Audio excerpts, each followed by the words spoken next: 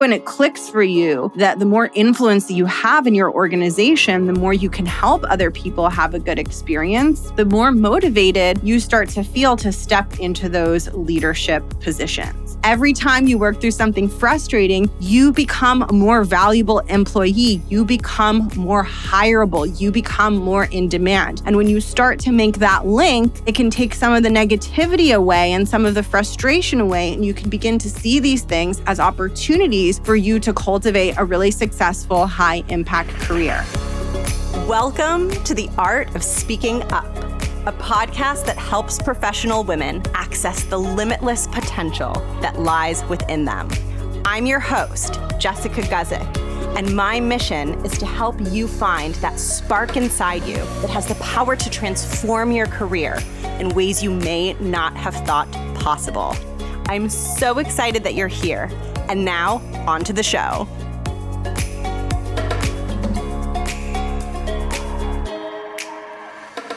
Welcome to the show. Thank you so much for tuning in. I am Jess. I am the host and creator of the Art of Speaking Up podcast. I am a full-time podcaster and career coach for women.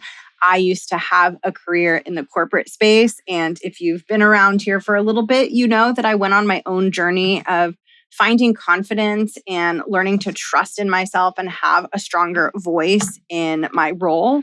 And I was able to build a thriving, successful 9-to-5 career, despite really struggling with imposter syndrome and insecurities at the start of my career. And now I am here to help you do the same. I'm here to help you find your voice. I'm here to help you build confidence. I'm here to help you elevate into leadership roles. And I am so excited because today I am talking about some of the challenges that come with landing and transitioning into a leadership role.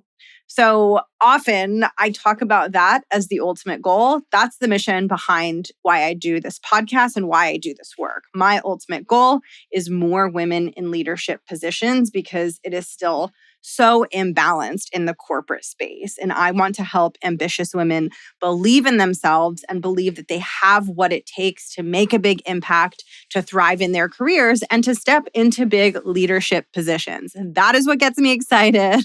That is what gets me feeling really juiced up. And that's what I'm talking about today.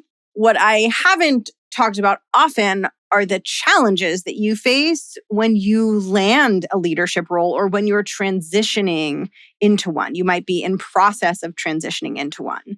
So there are reasons why it can feel really challenging and you might experience growing pains. And I wanted to guide you through those growing pains in today's episode. But because I'm going to be talking about why leadership roles can be hard and difficult and why they can really, really stretch you, I want to balance it out by talking about the positives and the pros of landing a leadership role, because I don't want to dissuade you out of your own ambition simply because it is challenging and it isn't the easiest thing. So I want to have a balanced conversation about why it's hard and why it's good, because in my opinion, it is totally worth the hard. So some of the reasons why a leadership role is appealing and why I think it's worth going for and why I think it's worth navigating all of the challenges that I'm going to be talking about in today's episode is because, number one, you get to have a bigger impact. When you are in a leadership role, you get to do more largely scoped projects. You get to do things that have a bigger impact on the growth and evolution of your company. You get to have a bigger impact on the culture of your company. So all of the things around you and the culture around you that you don't like or you feel like are stifling or you feel like aren't truly supportive of employees, the more you rise up into leadership positions, the more you can change those things for the good. So when I say bigger impact, it's not just about the impact that you have on the business and in the role itself. It's about the impact that you have on the company and on the culture and on the people. And in my opinion, that is even more exciting. I get really excited about compassionate, empathetic, heart-centered women becoming leaders because I know and I believe so deep in my bones that one of the side effects of that, as that happens more and more, is that company cultures are going to improve and become more human and more understanding and more empathetic. You becoming a leader could create a higher quality of life for hundreds of people, for thousands of people. That's one of the reasons that I feel so passionate about this work, because we have so many leaders out there who don't care about people, who really give zero Fs about the quality of life of people. And we desperately need leaders who do care. And most of the women and the humans who follow my work are people who care deeply. This is a trait that I've seen across almost all of the women that I've met who listen to this show, is that they want their teams to have a good experience. And I think when it clicks for you that the more influence that you have in your organization, the more you can help other people have a good experience, the more motivated you start to feel to step into those leadership positions. So that's the first benefit, is that you get to have a bigger impact, not just on the work that you do, but on the culture of your company, on the well-being of your employees and your teams. That is huge. Another really fun benefit of advancing into leadership roles is you gain more flexibility and autonomy. This was something that I loved in my corporate career. But on the one hand, while your work is higher stakes and you're more on the hook to deliver outcomes, on the other hand, there are fewer people micromanaging you and breathing down your neck. So you have to be a bit more self-accountable in that way, because your work really does matter. But it's just a lot easier to move your schedule around the way you want and do your work in the way you want. You get to make more of the rules for yourself, which I found very fun and very freeing. And for me, I just found it was easier and easier to do that as I had more title and influence in the organizations that I was in. So that is a really wonderful benefit. Another benefit is that you make more money, way more money. If you look at someone's compensation and how much it grows, compensation in a corporate setting grows exponentially as you step into leadership positions. So when you're going from, let's say, associate level to senior associate to manager to senior manager, you're getting pay bumps that are like 10K, 20K, 30K, 40K, 50K. But then as you start to get into executive positions, your pay raises start to get much larger. And all of a sudden your salary jumps by 50K, 100K, 150K, 200K. And for me, what I realized is I'm giving tons of energy and tons of myself to this company, no matter what title I'm in. So I might as well be really well compensated for it so that I have freedom and flexibility in my life to have the things that I want and to be taken care of and to feel comfortable. That is a huge benefit of a leadership role, in my opinion. And before I get into some of the drawbacks and why it can be hard to be in a leadership role, the last benefit I want to share is personal growth.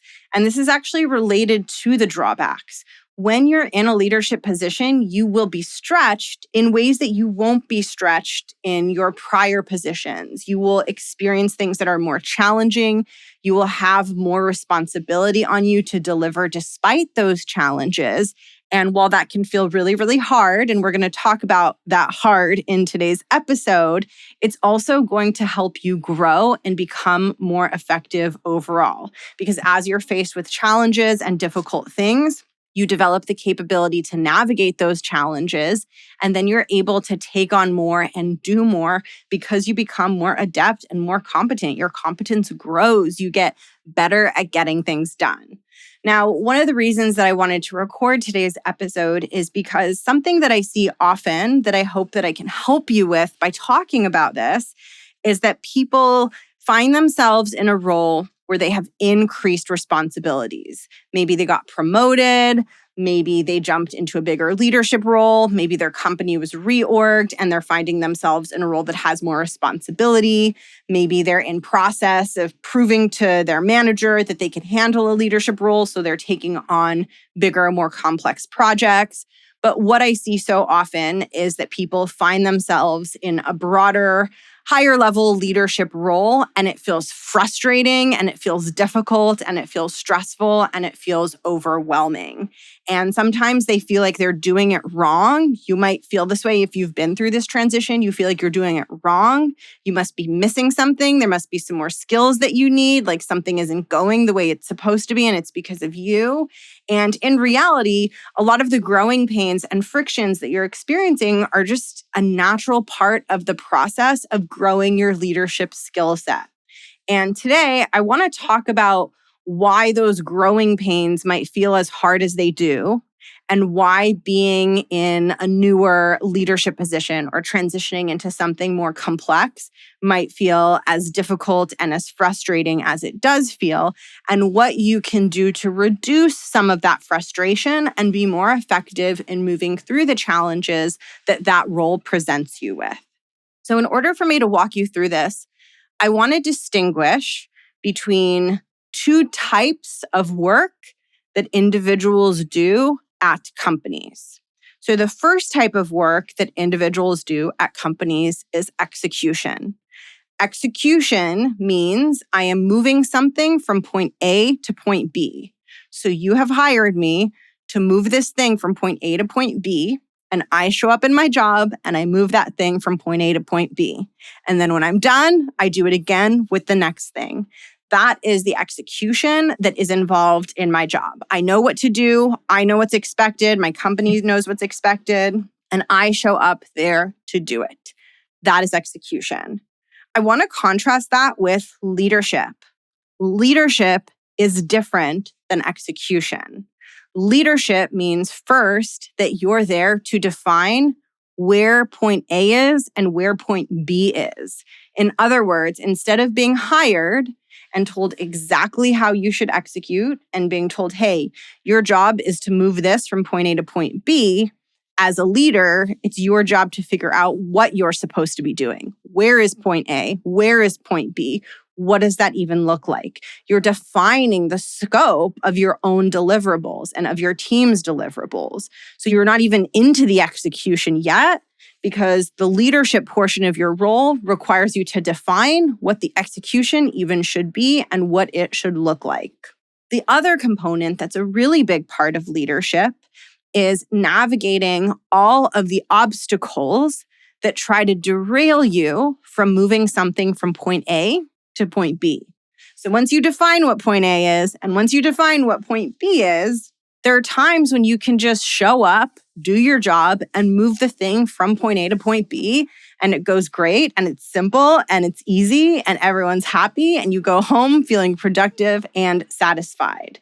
Now, typically, as you take on bigger and bigger roles, and as you step into broader leadership roles, the number of obstacles between point A and point B increases.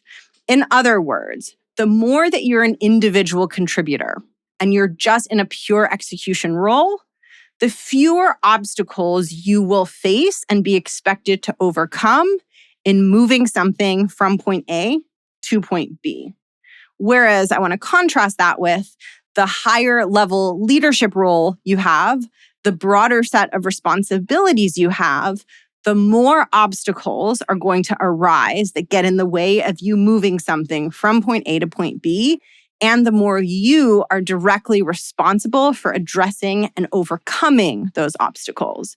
So it's not just that the number of obstacles is higher, but also the expectation is that you will be the one to clear the obstacles. So when you're in an individual contributor role and obstacles come up, it's not as much your responsibility to clear those obstacles. Usually someone else above you, it's their responsibility to clear those obstacles.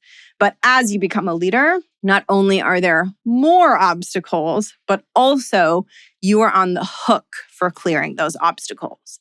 So to summarize what I've shared so far, there are two different kinds of ways that you can add value in your company. One is through execution, and the other way is through leadership. Execution is when your company says, hey, I need you to move this from point A to point B, and you go ahead and you move that thing from point A to point B. Leadership is where your company says, hey, I need you to figure out what even needs to get done. I need you to find where is point A and where is point B. Where are we moving it to? We don't know. We need you to figure that out. Oh, and by the way, once you figure it out, it's going to be really messy. And you're going to have to figure that out too and make it happen. So in addition to you having to move something from point A to point B, you have to define point A, you have to define point B, and you have to clear the many obstacles that are getting in the way. So hopefully this is giving you a little bit of a feel for how I think about the difference between leadership and execution. Now, here's one really, really, really big reason why people get into a leadership role and they feel very frustrated and very overwhelmed, and things don't feel good. Like it just feels chaotic. It feels messy. Things aren't going the way that they want them to go. Part of the reason that happens is because as someone who is very good at execution, which typically most of the people that listen to my podcast, at least the ones that I've met and interacted with and gotten to know, most of you are really good at execution. If someone tells you, move this from point A to point B, you can sure as hell know that you are going to move that thing from point A to point B. This is a quality that I see consistently over and over in the women and humans that are attracted to my podcast and to my work. They are very good at execution. They are very reliable. They show the F up and they move it from point A to point B. So typically what happens is you get very good at execution. You get very good at moving the thing from point A to point B, and you create success in your role. And because you've created that success in your role, at some point, hopefully you are rewarded with a bigger leadership position. And you find yourself in this leadership position, and your strongest muscle and your most practiced thing that you do in your job is execution, moving something from point A to point B. That's what you've been doing.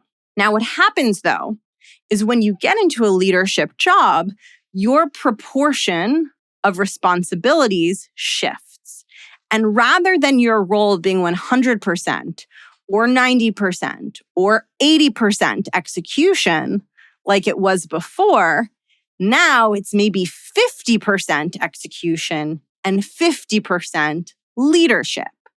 And when you step into a role that requires equal parts leadership and execution, and you get into that role ready to execute, ready to make things happen, ready to move things from point A to point B, you get frustrated because you can't. You can't just get in there and brute force execute, because first you need to lead to even know what you're there to execute. However, since you're so used to execution, it feels frustrating.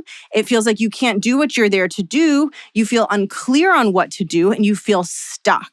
But the reason you're stuck is just because your brain is looking to work in a way that it's used to working. And now you're just working in a new way. Instead of showing up and doing mostly execution, now you have to lead.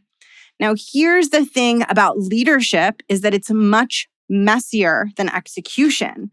And you can't just jump in and get that quick sense of satisfaction of making things happen and moving things along, because you first have to put the scaffolding in place to know what the execution even should be. So you go from a situation where you know what's expected of you, you're good at it, you've delivered it, to now a situation where it's unclear what's expected of you. You have to help define that.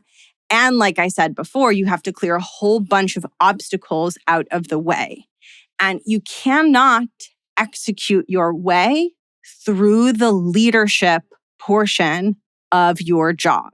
In other words, you can't just brute force, I'll put in more hours, I'll put in more focus, I'll put in more work, I'll work harder. You can't just take your execution and execute harder in order to do the leadership portion of your job well. And as soon as you accept that your job is changing and that a different skill set is required and that it's no longer about just brute force execution and working hard, but that you have to develop a new skill set and a new way of relating to your work, you will feel less frustration because you will no longer be trying to execute through something where execution is not the right skill to move it forward. So here are some signs that you're in a situation that requires more leadership and less execution.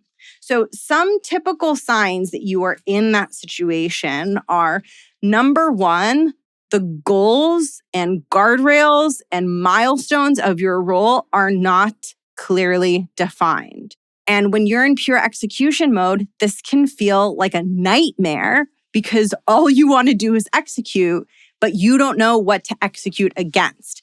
And what can happen is if you get very locked into execution and you haven't developed your leadership skills as much, you start going in circles because you're just trying to execute. You just want to get things done. You want to execute. You're not used to setting vision and setting goals and setting direction, but there is no roadmap for execution yet. That has to come from you. And so even though you want to execute and you're trying to execute, you can't. You first have to step into leadership and set the vision.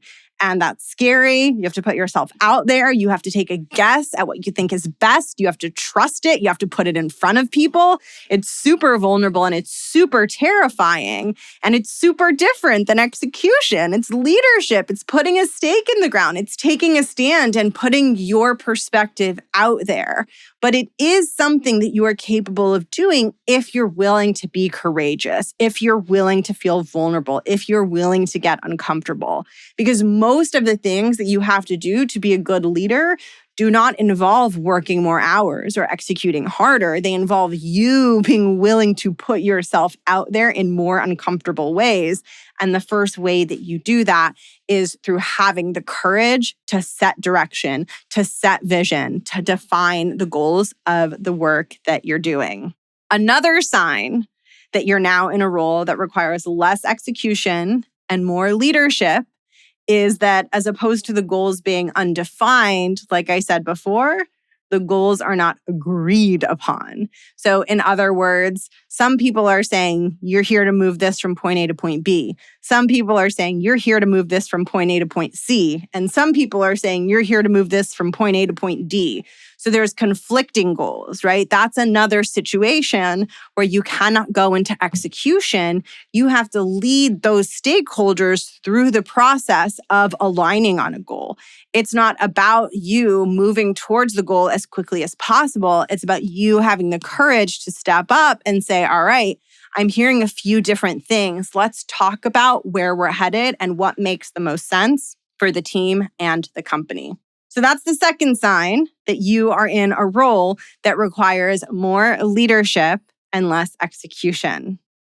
Another sign that you are in a role that is now requiring more leadership and less execution is that your stakeholders are uninterested in supporting the work that you do, but they are required, like their participation is required for your success. So in other words, in order for you to move something from point A to point B, you need other humans to work with you and cooperate with you and your team. But those other humans are uninterested or difficult or uncooperative.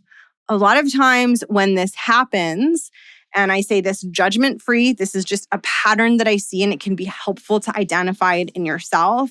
A lot of times what happens when people are in a role and their stakeholders are difficult or uncooperative is they blame the stakeholders. And they say, I can't do my job because these stakeholders aren't participating, right? They're not working with me. And listen, I do not at all support people being rude or disrespectful.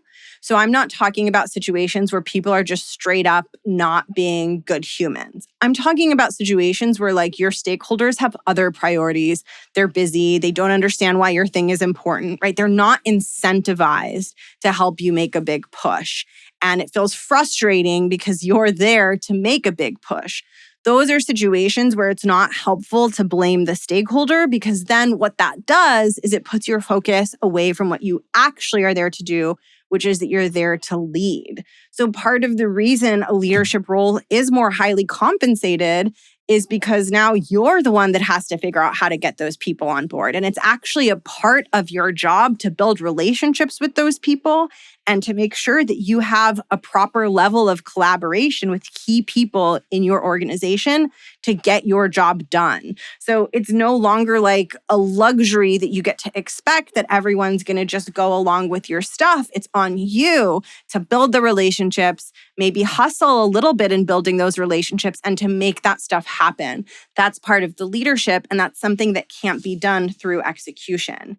Now, when you've been very execution focused, all of these new leadership challenges can feel very frustrating. It can feel frustrating that the goals are undefined. It can feel frustrating that people disagree on the goals. It can feel frustrating that your stakeholders aren't being supportive of you moving towards the goals.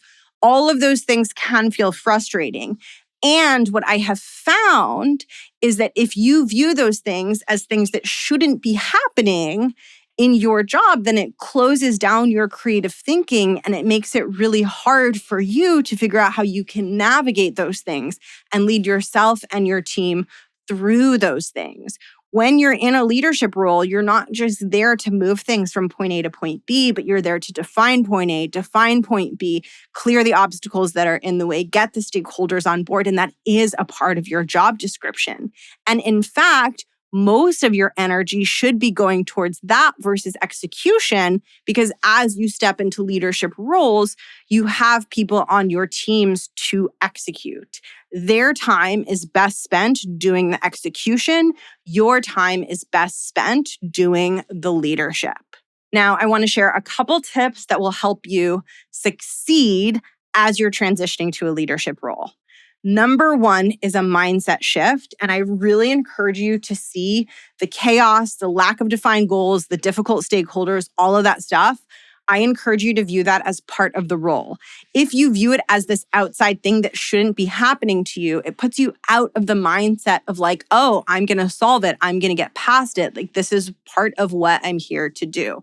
And listen, I know it's frustrating. I know that it's super exhausting. I know that it's hard, especially when it's newer. But as you learn how to navigate these things, you will be able to be way more effective. You will be able to step into ambiguous situations and situations where people are frustrated and situations that are really chaotic and messy. And you will be able to have an outsized impact in those situations. And that's what's going to make you very, very hireable. And that's what's going to propel your career forward. Because just like those circumstances are super frustrating to you, those circumstances are super frustrating to everyone. And not everyone wants to deal with all that. And not everyone can deal with that. Not everyone is able or willing to build the skill to deal with that. So when you're someone who can deal with that, who can be dropped into chaos, who can be dropped into disorganization, who can be dropped into mayhem, and who can figure it out and get it across the finish line, you become very valuable. You become an asset, and you become someone who is best placed in a high-level leadership position. So every time you feel the frustration, just remember that you facing that frustration and working through it is building equity in your skill set. Every time you work through something frustrating, you become a more valuable employee. You become more hireable. You become more in demand. And when you start to make that link, it can take some of the negativity away and some of the frustration away. And you can begin to see these things as opportunities for you to cultivate a really successful, high-impact career. And I just want to make sure you know that I know how hard this is. And it's normal to be frustrated. And it's normal to want to try to blame your stakeholders. And it's normal to feel like it should be easier. And it's really empowering when you realize you're so much more capable than you thought you were of getting through this mess. There is something so satisfying about being faced with something really messy that feels like you can't do it and feels like all the odds are stacked against you, and then showing the F up for it and being super impressed by what you were able to deliver. For me, that gives me an enormous feeling of satisfaction. It's why I really liked my corporate job. I liked messes. I liked figuring out, like, how can we fix this? It's why I like running my business. I like things that are hard. I like things that feel impossible. I like the rush and the thrill of doing something that my brain is telling me is impossible. Now, if you're not like me and you're not into that, that's okay too. I think we should all do what makes us happy and what we enjoy. But if you have a talent for solving problems, if you have a lot of drive, if you want to learn how to do these things, keep going and keep with it and keep learning and keep showing up for it, because the corporate space needs you. Okay, so that's the first shift, is just to realize that all of these things are part of the job description and that they're part of your responsibility as a leader. So they're not just like anomalies or bad things that are happening to you in your role. They're just inherent in taking on more responsibility. The other thing you want to do to build out your leadership skills and set you up for success in roles that are more leadership than execution is you want to treat relationships as a full-time work stream. So typically when we're in execution mode, we think of our work streams. I use the word work streams, right? But whatever word you might use. But we think of our different work streams, our different pieces of work as like, okay, I have that project, I have that project, and I have that project. Maybe it's project A, project B, and project C. And when you're in a leadership role, what you need to be thinking is, okay, I have my relationship management. That's half of my job. And then I have the rest of my job. So in other words, I have project A, I have project B, I have project C, and I have project R. Project R is project relationships. This means I know who my key stakeholders are across the organization. I'm taking steps to understand them and their business and stay up to date with what they're doing and keep them up to date with what I'm doing. I'm building an interpersonal component to our relationship. You don't have to be best friends with them, but the more that you have cultivated mutual respect for one another, the easier it will be to gain cooperation. So you have to view that relationship building as part of your role. And I think it's so important to remember that you can do this while being yourself, right? I think a lot of people think, oh, I'm quiet, I'm an introvert, like I don't want to do that. You're not the only quiet introvert. There are other people at your company who are going to be like, oh, thank God she's introverted like me, right? Like you don't have to go be someone else. Like you will find your people that click with you. Like you can succeed just being you. You don't have to change your personality, but you do have to be willing to put yourself out there to add Project R, project relationships, to your plate as one of your work streams that is always going in perpetuity. If you want a little bit of help and guidance, I have a resource to help you do this in my free resource library. So I always forget what it's called because I gave it a really long name, which like, why did I do that? That was not a smart idea, but hold on. Let me tell you what it's called. Okay, it is called the Audience Personalization and Relationship Building Worksheet. So it's basically a worksheet that guides you through the process of identifying which stakeholders in your organizations are ones that you should be cultivating relationships with. And it gives you a list of simple questions that you can ask them. So you want to reach out to them and say, hey, just wanted to connect with you, see how things are going with your team, make sure I'm up to date on the latest of what your focus is, going to grab 30 minutes. And in this worksheet, I list out the questions that I recommend you ask your stakeholders to kick off that relationship building process. So this worksheet lives inside my free resource library. My free resource library is a one-stop shop. It's a library of all my free courses, ebooks, worksheets, templates, audio courses. They're all organized in the free resource library by category, and you can get it for free at jessguzikcoaching.com/free resources. At the very top of the page, it says, click this button to get the free resource library and you can grab it. It will help you kick off your process of managing and developing relationships with key stakeholders in your organization. So that's my second tip for success in a leadership role and for building out your leadership skill set is make sure that you're treating relationship building as a full-time work stream, just like your other work streams. The third tip I'm going to share, and this is the hardest one, and it's also the one that's going to help you grow the most, is that you have to be willing to feel two things. And they're similar. So it might be just me describing one thing in two different ways. You have to be willing to feel vulnerable and you have to be willing to feel uncomfortable. When you're in a role where things are undefined, when you're in a role where not everyone's ready to help you and you have to put in that extra legwork to get that support, like when you're in a role where you have to put yourself out there in these new ways, it is going to feel vulnerable and uncomfortable to do those things. It is going to feel very uncomfortable to make your best guess at how you think things should go and to put that in front of leaders and executives. It is going to be uncomfortable to put yourself out there and be building relationships and be having these human interactions as part of the work that you do. These things are going to elicit feelings of vulnerability, feelings of discomfort. That is completely normal.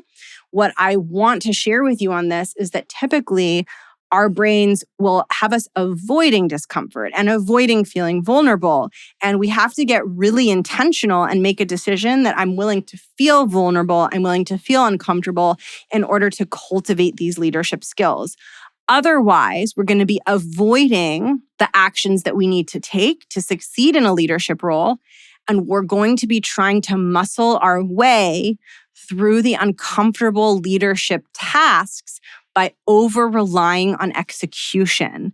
And this is where you will start to feel frustrated in your role because execution isn't the skill set that you need.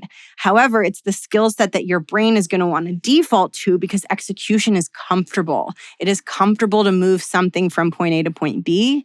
It is uncomfortable to put your ideas out there and build relationships and be stepping into leadership. So your brain is going to want to try to apply the execution skill set, which is really comfortable, to a situation that requires leadership. That's not going to work. And then that's going to yield frustration. So one of the ways you're going to get out of that cycle is to say, I'm willing to be uncomfortable. And in fact, I'm going to take steps that will feel uncomfortable so that I can step into greater leadership. Now, the cool thing is, as you do things that are uncomfortable, and as you see yourself succeeding, despite those scary steps, your confidence grows. So if self-confidence is something that's important to you, then this is something that is going to grow that over time. I think about it as the currency of self-confidence. When we're willing to feel uncomfortable and do these scary things, it's not that we get no reward for it. The reward that we get is we deepen our trust with ourselves, we deepen our relationship with ourselves, and we deepen our self-confidence. So in summary, if you've stepped into a leadership role and it's feeling hard, it might be because you're really used to execution. Execution feels more comfortable, but you really need to be doing less execution and more leadership. And one of the best ways that you can get better at making that pivot is, number one, accept that a normal new part of your job is that things are going to be undefined and chaotic, and there are going to be new obstacles that weren't there before. And that's just part of it. That's just how it's going to be. But that's totally okay. You are going to learn to navigate it. You can totally handle it. Number two, treat relationships as a full-time work stream. Take that as seriously as you take the actual work that you do. And number three, be willing to feel uncomfortable and vulnerable, and don't try to bypass feeling uncomfortable by doing more execution, because that won't work for the parts of your job that require leadership. And you also won't be able to thrive and grow in your role and in your company if you're always falling back on execution when really what's needed is leadership. Thank you so much for tuning into today's episode. I'm so grateful to have you here. If you want to work with me to deepen your leadership, I am in a gradual process of developing a group program for women who want to deepen their leadership skills. It is in the early stages of its infancy, the early stages of its development. But if you are interested in learning more about it and getting updates behind the scenes, you can add yourself to the early interest list by going to jessguzikcoaching.com/leadership. Thank you so much for tuning in, and I will catch you in the next episode. Bye.